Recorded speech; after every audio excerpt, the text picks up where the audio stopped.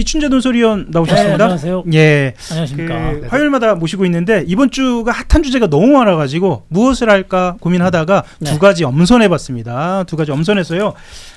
조희대 대법원장 재청 관련돼서 대법관 후보 재청 관련돼서 사실은 잘 알려지지 않았는데 좀 속 깊게 한번 짚어봐야 할 부분이 있다라는 말씀 주셔서 일단 그 주제부터 좀 하고 넘어가 볼까요? 네. 예, 어떤 부분 좀 말씀 주실까요? 이게 지금 아무튼 예.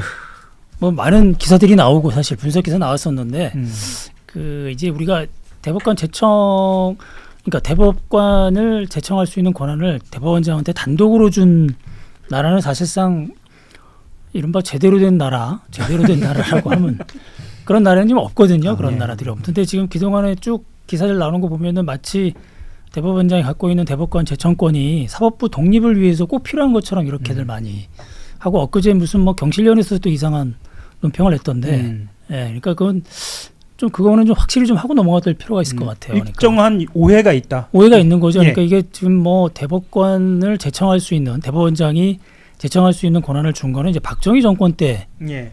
들어왔던 도입했던 거고 그 목적은 뭐 대통령이 대법원장만 자기 마음대로 자기 마음에 드는 사람만 예. 골라내면 대법관을 장악할 수 있는 거죠. 대법원을 그죠? 대법원장 맞습니다. 예, 단독 재청할 수 있는 권한을 주는 거는 그리고 이제 유신헌법 때 와가지고 예. 근데 이제 박정희 정권 처음에 62년에 그 대법관 재청권을 줬을 때 그때는 뭐였냐면 그 법관들이 법관 추천회의라는 걸 만들었어요. 예. 그러니까 그때 고등법원장, 뭐 지방법원장 이렇게 구성을 해서 거기서 이제 후보자를 추천하면 대법원장이 그 후보자를 이제 재청하는 걸로 예. 그러면 이제 대통령이 임명하는 거였는데 72년에 와서는 이제 대법원장이 단독으로 재청할 수 있는 권한을 준 거죠. 추천회의 같은 거 안 만들고 그런 역사적 맥락이 좀 있고. 있으니까. 예. 그다음에 그래서 이제 87년에 와가지고 민주항쟁의 결과로 이제 헌법을 만들잖아요. 그때 예. 개정을 하잖아요. 헌법을 개정하면서 대법관 추천 제도도 이제 바꾸죠. 그때는 뭐냐면 이제 거기에다 이제 바로 국회의 동의권을 넣은 거예요. 예, 그렇죠. 예. 국회가 견제해야 되는 거 아니냐.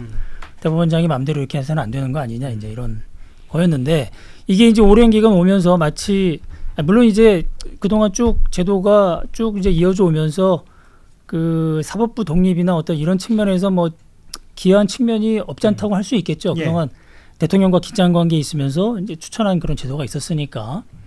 그런데 이거에 지금 이번에 이제 조희대 대법원장 때 들어와서는 기존의 그 서로의 그 대통령의 임명권과 대법원장 재청권을 서로 존중하면서 협의하는 그런 과정들이 생략된 거잖아요, 이게. 예. 거기에 대해서 이제 책임 소재를 두고 또 그렇죠. 이야기들이 많이. 네, 그런 걸 따지는 이런 와중에 이런 과정에서 나오는 그 논쟁들이 조금 이 이른바 대법관 재청권의 연원과는 좀 거리가 있는 게 아닌가 이런 생각을 좀 하게 되더라고요. 보면은 사실 이제 어제 말씀 나누면서 주목하고 계신 게 대법관 후보 추천위원회. 그렇죠. 이제 이제 그게 이제 중요해지는 거죠. 원래는 그러니까 이것도 대법원장이 이거를 단독으로 재청하는 게 맞느냐 이런 문제 의식은 이제 노무현 정권 들어와서 이게 아무리 봐도 이건 지금 만약에 이렇게 그 대법원장이 대법관을 단독으로 재청할 수 있게 했더니 판사들이 대법원장 눈치만 보더라. 그럴 수밖에 없지 않겠어요? 그럴 수밖에 없죠. 판사가 일단 되면 모든 꿈은 다 대법관 한번 해보는 게 자기 꿈이지 않겠어요? 그렇죠. 우리가 그래서 이제 법원행정처를 들어가려고 그렇게도 예를 쓰고요. 그렇죠. 우리가 뭐 기자 처음에 들어오면 편집국장 해보는 게 자기 꿈이고, 그다음에 뭐 일반 회사 들어가면 임원 다는 게 자기 꿈이잖아요. 일반 마찬가지로 법관이 임명이 되면 꿈을 그렇게 크게 꾼단 말이죠. 대법관 되는 게. 근데 이제 그렇게 되려면 대법원장 눈 밖에 나서서는 안 되는 구조가 돼버렸잖아요. 그래서 노무현 정권 들어와서 이제 이런 그 추천 제도는 안 되겠다. 대법원을 이렇게 구성. 그러다 보니까 뭐 전부 대법관들은 뭐 서우남이란 말이 나오잖아요, 그죠? 또 나오는데, 그러니까 서울대 법대 출신 50대 남성 판사 이런 사람들만 쫙 대법관으로 임명이 되니까 거기서 나오는 판결이라는 게 다들 보수적일 수밖에 없고 사회적 약자라든가 어떤 뭐 노동, 인권, 환경 이런 거에 대해서는 정말 그 보수적인 판결들만 나왔잖아요. 그러니까 그런 걸 좀 개선해 보고자 했던 게 노무현 정권 때 이제 이른바 시도했었는데 그러다 보니까 그 당시에 대법원장이 이제 대법원 내규로 대법관 제청 자문위원회라는 걸 만들어요. 그러니까 자기가 처음은 자문위원회 네, 자문위원회였죠 그때 2003년에 만들었는데 예. 그때는 대법원장이 그 몇몇 후보를 고른 다음에 자문위원회에 이제 던져서 이 중에 한 사람 골라달라 이렇게 했는데 이제 우리 잘 알다시피 그때 이제 그 자문위원회 당연직 위원이었던 법무부 장관하고 대한변협회장이 아예 못하겠다라고 뛰쳐 나온 거였죠. 당시에 예. 좀 그런 갈등이 그런 게 있었죠. 있었고, 그러니까 예. 그래서 이거를 그렇게 하면 안 되겠다 싶어서 2011년에 대법관 그 후보자 추천위원회를 만든 거예요. 지금의 예. 제도를 만들어서 이건 어떻게 하냐면 대법원 내규가 아니라 그 국민의 대표인 국회에서 예. 만든 법에 의해서 법원조직법에 따라 요거를 이 조항을 넣은 다음에 추천위원회를 만든 거죠. 그러니까 예. 이거는 법정 기구예요. 예, 법정위원회인데 이 결과를 이번에 보니까 노태학 전 대법관 후임 과정에서 이 결과를 이른바 유튜브에서 이런 말씀 되는지 모르겠지만 아니 됩니다. 뭐든지 됩니다. 예. 나가리라고 그러죠. 나가리 시키. 예, 전문 용어죠. 그걸 시도한 거예요. 예, 그거를 예. 이번에 이번 지난 19일 날 예. 노경필 법원행정처장이 그걸 다 실토를 하던데 정말 깜짝 놀랐는데 전화를 돌렸다는 거 아니에요? 예, 예. 4명을 다 돌려서 예. 지금 노전 그 대법관 제청이 안 되고 있으니까 예. 그 지금 그 판사들한테 그 후보자들한테 돌려가지고 이거를 다시 후보자 추천을 다시 하는 게 어떻겠느냐를 의사를 물어봤다는 거잖아요. 그러니까 다 현직 판사들이고 그런데 그리고 그 사람한테 행정처장이 전화를 해서 행정처장이 전화를 했다는 거는 대법원장의 뜻이라고 다 알겠죠. 그렇죠. 판사들. 예. 그러니까 상당히 좀 첫째 기분이 나쁘겠지만 두 번째는 약간 위축도 됐을 거예요. 아마. 위축도 되고 네. 사실은 이제 상식적인 선에서 여쭤보자면 법정 기구가 정한 절차에 따라서 결정되었는데 되었는데 그걸 되돌리려고 하는 것이 대법원장이, 이거 예. 위법이 아닌가라고 그러니까 상식선에서 상식선에. 예. 그래서 그때 이제 19일 날 법사위에서 여당의 김기표 의원이 이제 그걸 따지고 들어간 거죠. 이거를 예. 대법원장한테 지시를 받아서 했다면 그것도 문제지만 근데 이제 노경필 행정처장은 얘기를 했죠. 지시 받은 게 없고 자기는 보고도 안 했다. 예. 자기가 했다 얘기인데 설마 그랬을까요? 예, 그러면 대법원장 지시 안 받고 행정처장이 한 건 더더욱 문제가 된다. 그렇죠. 당신한테는 그런 예. 권한이 없다. 예. 왜냐하면 행정처장은 법원조직법에 따르면 법원의 뭐 인사 뭐 이런 그 일반적인 행정 업무에 권한이 있는 거지. 예. 이 대법관 제청권은 대법원장 고유 권한인데. 실제로 그리고 행정처장이 대법관이죠 또. 예, 그렇고. 그러니까 대법원장의 고유 권한인 제청권을 행정처장이 자기 마음대로 이걸 나가리 시키려고 예. 했다는 건 그러니까 이제 상당한 문제가 되죠. 예, 이 후보 추천위 자체를 무력화하려고 했다라는 그 이야기를 그렇죠. 그 노태학 대법관 후임 추천위원회 거기 그거를 이제 그 거꾸로 돌리려고 한 거니까 완전 없애서 다시 하려고 시도했다는 거죠. 그게. 예. 그 공교롭게도 어제 이제 김민석 민주당 대표가 이렇게 얘기를 합니다. 네. 그러니까 이게 조희도 대법원장이 청와대 협의 없이 대법관 후보를 임명 제청한 것을 두고 이건 손봉기 판사를 이야기하는 것 같습니다. 대통령과 협의 없는 일방적 방안을 정부가 반려하게 해서 이게 이제 정부라 하면 이제 이재명 대통령이 반려하게 해서 대법관 후보 추천위원 자체를 무력화하게 하는 게 조희대 대법원장의 노림수다. 예, 근데 그거 이 맥락하고는 좀 어떻게 연결이 조금 될까요? 약간 좀 결이 다른 결은 것 같아요. 좀 지금, 다릅니다. 김민석 대표 얘기는 아마 이런 것 같아요. 지금 교착 상태를 만들어서 예. 어쩔 수 없이 그럼 뭐 또 대법원장은 대법관 제청권 내가 나한테 있는데 지금 청와대에서 반려한다? 예. 그러면 뭐 후보 추천위에 다시 구성해서 다시 하면 되지 이렇게 할 수도 있는 그런 측면이 있지만 결과적으로 아까 말씀하신 법원행정처장이 전화 돌려서 다시 하자는 절차가 이렇게 다시 반복이 될 그렇죠. 수도 반복이 있겠네요. 되는 거죠. 그러니까 이제 그거를 형해화시키는 거 아니냐 예. 이제 그런 측면인 것 같아요. 또 예. 하나는 그렇게 되면 대법원장은 또 시간을 끌겠죠. 그렇죠. 예, 추천위원회 구성하는 과정에서. 그러니까 이게 지금 상황은 7달 정도 조희대 코트, 그러니까 조희대 대법원장이 네. 시간을 끌면서 사실상 대법원장으로서 역할을 제대로 하지 못했다는 비판이 있는데, 근데 그거에 대해서도 예. 제가 좀 취재를 해보니까 예. 법 쪽에 있는 사람들은 그걸 의도적으로 그랬던 거 아니냐. 또 조희대 대법원장이 예. 왜냐하면 제청권 이렇게 행사할 거였으면 그때 바로 해버리면 되죠. 그러죠. 예, 예. 김민기 판사를 뭐 아니라고 한다면 그리고 지금 김민기 판사 남편이 헌법재판관이기 맞습니다. 때문에 안 됐다고 하는데 예. 그날 19일 날 노경필 그 행정처장이 자기 입으로 얘기를 해요. 그거는 결격 사유가 아니라고 본다 자기네들은. 그랬죠. 예. 그런데 다른 이유예요. 그러니까 이건 뭐냐면 뭘까요? 예, 그러니까 지금 그 역대 대통령들이 처음에 자기가 이제 픽한 대법관을 좀 지명하고 싶은 그런 게 있는 예. 거죠. 예. 특히 이제 뭐 이명박 대통령도 그랬었고 윤석열도 그랬었고 근데 그때 대법원장들이 다 그걸 들어줬어요. 예. 예, 절충은 좀 있었습니다. 예, 갈등도 좀 있었어요. 있었고요. 예. 그런데 이제 조희 대법원장은 어떤 거냐면 자기는 지금 이 대통령으로 인정하고 싶지 않은 사람인데 아니 그리고 그건 개인 사감 아닌가요? 아니 뭐 그러니까 그런 게 예. 있는 것 같고 예. 그러니까 분석을 그렇게 하더라고요. 예.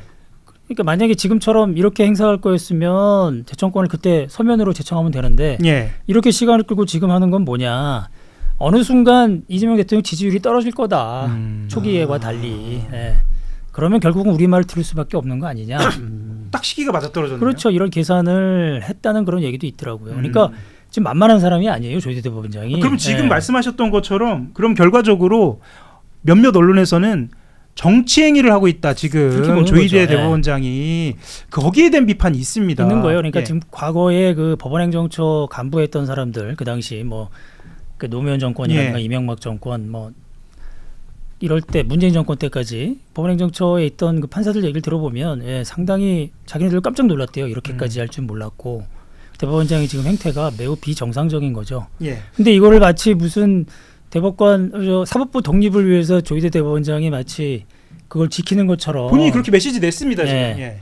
그렇게 호도하는 사람들이 있던데 그건 아닌 것 같아요. 예, 이런 쭉 알겠습니다. 과정들을 따져보면. 예. 예. 편집님께서는 지금 현재 이 사실 초유의 사태잖아요. 예. 그러니까 재청권을 뭐 7개월여 지나서 이런 방식으로 서면으로 행사한 것도 예외적이고 지금 방금 말씀하신 것처럼 정치 행위로 해석할 만한 그런 대목이 있는 것도 굉장히 예외적이고 방법론을 찾기 어려운 것도 예외적인 것 같습니다. 지금 상황 어떻게 보시나요? 이 예. 사법부 독립이라고 할 때요. 사법부 독립이라는 거는 재판의 독립을 말하는 거지. 예. 사법부라는 그 권부의 독립을 말하는 게 아니에요. 예전에 검찰 독립 얘기 많이 할 때도 검찰이 정치적으로부터 독립해야 된다라고 하는 것은 이게 검찰이 그 검찰 어느 정도 편향점을 갖지 않고 제대로 어디나 수사를 제대로 하라는 거지. 예. 검찰을 그냥 가만히 내버려 두고 검찰 하고 싶은 대로 하고 그렇게 모든 검찰뿐만 아니라 모든 힘 있는 조직들이 다 독립을 얘기할 때 그 독립은 그냥 내버려 둬라. 우리 하고 싶은 대로 마음대로 할게.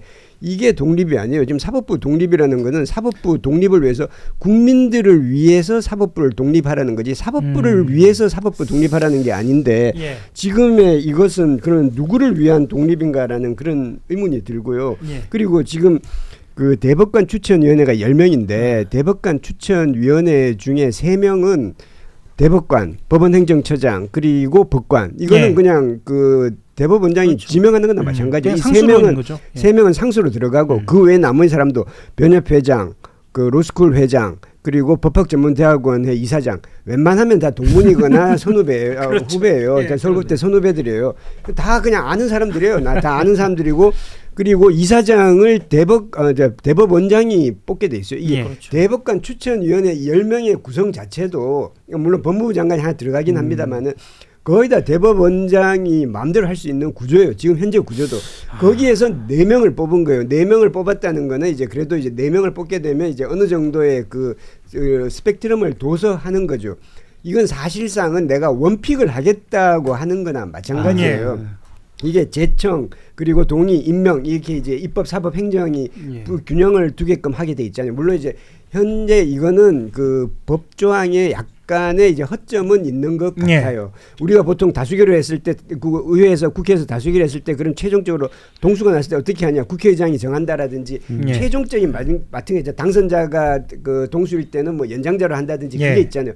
이건 지금 그 부분이 없어요. 그 부분이 없다는 거는 사실 그럼 결과적으로 지금 예. 이런 부분이 있으리라고 예. 예상을 못했던 거죠. 그래서 아마 조희대 대법원장은 그 법적 허점을 따져서 이제 이거는 아무런 위법 사항이 없다. 만약에 나는 재청권을 행사했고 그 마음에 들지 않으면 그 대통령이 임명권을 행사하지 말아라 이런 식으로 나오는 거죠. 이렇게 완전 예. 배째라는 식으로 예. 나오는 거고 나중에 어떻게 될지 모르지만 조희대 대법원장이 일종의 히스토리를 쌓고 있는 게 아닌가. 여기서 히스토리라 하면 혹시 예, 빌드업 과정을 밟는 게 아닌가. 정치권으로 가는 나중에 빌드업인가요? 정치를 하려고 하나라는 그런 생각, 의구심까지 품게 되는 거예요. 그게 아니면 최소한 정치를 안 하더라도 나는 보수 그렇죠. 법조인으로서 나는 사법부의 독립을 위해서 내가 이렇게까지 했다라는 그 히스토리를 남기고 싶은 게 아닌가. 정치를 하느냐 안 하느냐 여부와 상관없이. 그럼 두 가지 다 굉장히 사적인 상황이에요. 그래서 이 사안을 공식적인 가지고 예. 사법부 독립의 기준으로 보는 거는 적절한 판단이 아니라고 보고요. 예. 물론 이걸 가지고 이제 과거 윤석열 정부에서 윤석열 대통령이 그 김명수 대법원장이 재청권을 이제 그 행사하려고 했을 때 내 마음에 안 드는 사람이 있으면 거부권 행사할 거야라고 말하는 것과 이제 비교하는 경우가 있는데요. 그건 좀 상황이 이것과 예. 이거를 단순히 비교하기는 힘들 것 같습니다. 그리고 실제로 그 당시에 대법원장은 어쨌든 대통령과 조율해서 추천을 했고 그렇죠. 임명이 된 거잖아요. 피해자와 좋습니다. 가해자로 보면 그때 당시에는 가해자가 윤석열이었고 지금은 가해자가 조이된 거죠. 예. 자, 이 주제를 계속 해도 될 것 같은데 지금, 다음 주제가 예. 있어서 예. 자 마무리를 좀 하고 싶은데 이 질문은 하고 넘어갈 것 같습니다. 이제 추가해서 이제 이춘재 논설위원 말씀 주시면 될 것 같은데 자 방법론이 여러 가지가 나옵니다. 그러니까 첫 번째는 대통령이 그냥 국회로 넘겨라. 그럼 국회가 책임지도록 해라라는 거 하나랑 또 하나는 어제 홍익표 정무수석이 이야기하는 것으로 치자면 임명권이 어느 정도 침해됐다라는 뉘앙스입니다. 그렇다고 한다면 반려를 할 수도 있다라는 그런 내부 기류도 읽혀져요. 방법론이 좀 복잡하긴 합니다. 네. 이거에 따라서 이재명 대통령, 이재명 정부가 져야 할 부담도 달라질 것 같고요. 어떤 방법론이 좀 있을까요? 이거는 이제 이춘재 논설위원 말씀 좀 드릴까요? 이게 처음에 이렇게 그 서면 지청했을 때 예. 바로 청와대에서 반려했어야 하는 게 맞다라는 반려를 게 한다라고 많았어요. 하면 예. 그러니까 아까 말씀드린 그 행정처 근무 오래 했던 그런 지금은 다 변호사들이지만 예. 그분들 얘기를 들어보면 이렇게 들어오는 거는 그 조선 손봉기에 대해서는 바로 그냥 반려하는 게 맞았다 이렇게 됐는데 이제 좀 시간이 좀 지났죠. 그러니까 그래서 또 지금은 지금도 상황이 글쎄요 이 부분이 오래 끌면 끌수록 부담은 청와대하고 그 국회 쪽으로 갈 오히려 수밖에 더 없어요. 그렇게 돼버리는 그렇죠. 상황인 거죠. 왜냐하면 계속 이건 지금 또 내란 사건 이거 상고심도 들어올 텐데 이것도 그게 또 결정적인 상황입니다. 늘어지는 거 아니냐. 대판 빨리 해야 되는데 아, 대법관들이 다 채워지지 않으면 이거 다 그러니까. 조희대 대법원장이 그래서 이거 뭐 처음에 와, 이렇게 했을 예. 때 이 청와대가 외통수에 걸렸다 이렇게 얘기하는 사람도 있었거든요. 조희대가 이렇게 서면 예. 제청을 던졌을 때 그리고 지금 뭐 그렇습니다. 아까 이제 편집인 얘기했습니다마는 지금 대법관 후보 추천위원회 구성을 보면 말씀드렸죠. 예. 여섯 명이 대법원장 영향력 안에 있어요. 그러니까 반면에 그 대통령 영향력 안에 있는 사람은 법무부 장관 한 사람이에요. 예, 그렇네요. 그러니까 지금 뭐 대법관 수를 많이 늘렸단 말이에요. 이제 거기에 대해서 26명까지 늘린 거죠. 2028년부터 30명까지. 그러면 거기 이제 구성을 할 때 이 대법관 후보 추천위원회를 가동을 한다면 여기에 청와대가 개입할 수 있는 그 포지션은 그렇게 많지가 않아요. 그렇죠. 지금 현실적으로 그렇네요. 그래서 법으로. 대법원 자체를 뭐 대통령, 뭐 이재명 대통령 그 일적인 그쪽 사람으로 다 꾸리려고 한다라는 그런 거는 이 구성 자체를 봤을 때는 말이 안 되는 거죠. 예. 뭐 야권에서는 공소취소 빌드업까지 얘기하는데 그렇죠. 거기까지 뭐 진도 가기는 이거는 좀 논리적으로 비약이다. 그러니까 자, 지금 어떤 상황은. 방법이 좀 있을까 관련돼서 편집인 말씀 또 듣겠습니다. 어떻게 하나 이거 수가 복잡합니다. 이거는 그 방식은 지금 반려하는 방식이 있고 예. 하나는 이제 국회로 넘겨서 국회가 이제 그 부결하게끔 하는 방식이 있겠죠. 국회로 넘겨 당연히 부결할 테니까 이렇게 현행 법을 그대로 따지자면 그 문구에 있는 헌법 조항을 그대로 따지자면 대통령은 기계적으로 그냥 국회에 넘기는 게 맞겠죠. 그런데 그거는 절차대로라면 그렇게 하면 뒷말이 안 나오고 이제 이른바 이제 보수 야당의 이쪽에서 그걸 가지고 뭐라고 하기는 힘들겠죠. 다만 그거는 사실은 어떻게 보면 청와대가 아마 그걸 고민할 거예요. 이건 굉장히 무책임한 거 아니냐. 그냥 뭐 나도 그냥 아무 그 조항에 따라서 아무 그 문제 안 생기도록 하는 건데 이거는 무한정 길어지는 거죠. 무한정 길어지고 조희대 대법원장이 노리는 거는 아까 외통수라는 게 이렇게 해도 문제고 저렇게 해도 문제인 거잖아요. 어쨌든 부담을 지게 되는 그렇죠. 거죠. 이렇게 하면 이제 한정없이 길어지고 이제는 왜 대법관 이게 안 뽑아서 이제 국민들 피해가냐 이거를 그냥 이게 청와대로 퉁치는 거고 내란 재판 또 걸려 있고 내란 재판 뭐 모든 게 다 걸려 있죠. 모든 게 다 차질이 빚는 거죠. 그리고 이걸 반려를 하게 되면 이게 또 이제 그 나올 겁니다. 이게 법조항에 반려가 있냐 없냐 또 이제 그걸 가지고 또 논란으로 시비를 삼을 겁니다. 그래서 저도 사실 정확하게 모르겠어요. 어떻게 하는 게 맞는 건지. 그러나 지금 법 해석을 조금 그 적극적으로 해서 반려를 하는 게 맞지 않나라는 생각은 듭니다. 확신은 없습니다만은. 민주당 이야기 좀 들어봐야 할 것 같은데요. 예. 민주당 이야기는 잘 모르겠고 예. 어쨌든 뭐 대통령을 반려하는 모습을 조희대 원장이 좀 원했던 것이 아닌가. 그러니까 두 명 중에 그렇게 본다면 또 두 명 중에 그러니까 이것도 시점도 두 명을 같이 이제 제청한 게 둘 중에 하나 그러니까 이 사람이 그 대통령이 원하는 사람만 하고 싶어가지고 이렇게 지금 대법관 공석 만드는 거다 이렇게 책임 떠넘기기도 있고 뭐 여러 가지 이제 조희대 노림수가 있었던 것 같은데요. 어쨌든 뭐 정치 행위도 하고 있고 이 정치 행위도 사실은 편향되어 있습니다. 그러니까 지금 조희대 대법원장이 뭐 지난번에 내란 사건 때도 침묵하고 그리고 대선 때 유력 대선 주자 갑자기 사건 뭐 그 파기환송하면서 출마 못하게 하게끔 그때 이제 인정을 안 한 거죠. 조희대는 후보 자격이 없다고 이제 생각한 건데 그게 계속 이어져 오고 있어서 저는 모르겠습니다. 지금 그냥 뭐 그렇게 부담도 없을 것 같아요. 그냥 국회에서 동의 안 해주는 걸로 결론 내는 게 뭐 저는 그냥 깔끔하지 않나 싶은데. 네, 좋습니다. 그 관련돼서 이제 어제 그 강소영 변호사 김한 기자 나와서 이런 이야기는 좀 하더라고요. 제가 좀 인상적이었던 부분은 그러니까 대법원에서는 협의를 하고 싶었다는 거잖아요. 그래서 청와대에서 지금이라도 들어와라. 협의하자. 반려와 동시에 협의해서 바로 일괄 처리하자. 이런 이야기도 했는데 뭐 아이디어 차원에서는 또 참고할 만한 그것도 그 안에서 실력을 보여주는 뭐 그런 의미도 좀 있는 것 같아서 혹시 하시고 싶은 말씀 있으시면 하고 넘어가겠습니다. 다음 주제를 간단하게라도 좀 할 것 같아서 미추는 소리는 뭐 어떠시 하실 말씀 있으시면 아니면 특별히 없으시나요? 네. 자 그러면 사실은 30초 나왔습니다. 죄송합니다. 원래는 종합특검 다루기로 하고 여기서 좀 너무 길어졌는데요. 궁금합니다. 말도 또 말씀. 그럼요. 예, 당연히 해야 합니다. 말도 탈도 많았고 공도 과도 많다는 종합특검이 사실 마무리가 됐고요. 특수본을 만들어서 나머지는 좀 나머지 사건들은 진행을 해야 한다라는 이야기를 했습니다. 23일 그러니까 엊그제죠. 이틀 전에 180일간 수사 마쳤고 자 이제 모든 수사가 마무리 단계고 국면입니다. 내란, 김건희, 최상병 이렇게 키워드를 잡았는데 뭐 어떻게 보시나요? 이 말씀 듣고 이제 마무리를 해야 할 것 같은데요. 예. 지난주엔 특히나 이제 아쉬움 많이 말씀하셨어요.